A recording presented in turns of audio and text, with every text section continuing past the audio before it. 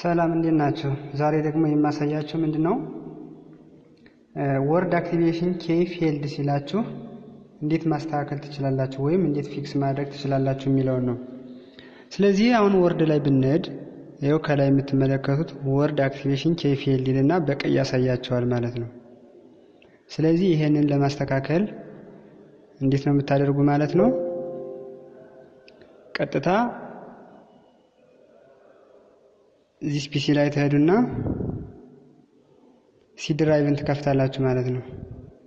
ወይም ሎካል ዲስክ ሲ ከከፈታችሁ በኋላ ቀጥታ ፕሮግራም ፋይል 86 የሚለውን ትከፍታላችሁ። ከዛ በኋላ ኮመን ፋይል የሚለውን ትከፍታላችሁ ማለት ነው። ኮመን ፋይል ከከፈታችሁ በኋላ ማይክሮሶፍት ሸርድ የምትላለች እዚህ ጋር ልክ እሷ እንደከፈታችሁ ኦፊስ ሶፍትዌር ፕሮቴክሽን ፕላትፎርም የምትለዋን አሁንም ደግማችሁ ትከፍታላችሁ ማለት ነው። ዜንሱን ከከፈታችሁ ምን አገኛችሁ? ኦኤስፒፒ REAARM የምትለዋን አገኛችሁ። እሷን ራናስ አድሚኒስትሬተር ትሏታላችሁ ማለት ነው። እንደ አዲስ ትጭኗታላችሁ ማለት ነው።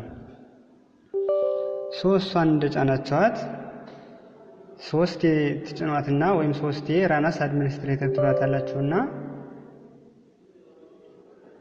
ልክ እንደዚህ ትጨርሳላችሁ። መጨረሻ ላይ ዘግተን እንውጣና ቼክ እናድርግ ማለት ነው። ያው ዊንዶውን ሪፍሬሽ ታደርጉና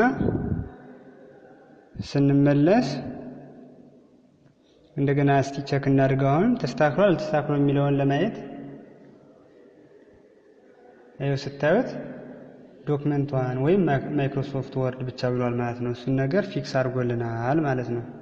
ይሄ ኖርማል መጻፍ ትችላላችሁ። ተስተካክሏል ማለት ነው። እናመሰግናለን።